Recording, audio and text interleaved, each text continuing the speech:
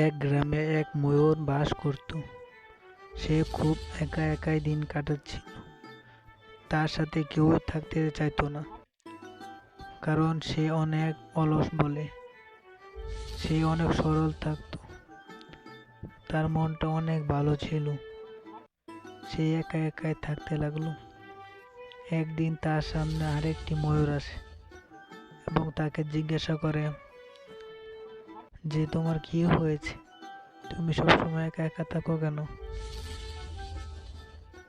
তারপর সে ময়ূর অবাক দৃষ্টিতে তাকিয়ে থাকে আর বলে যে, আমি একাই থাকি, আমার সাথে কেউ মিশতে আসে না, তাই আমি একাই থাকি।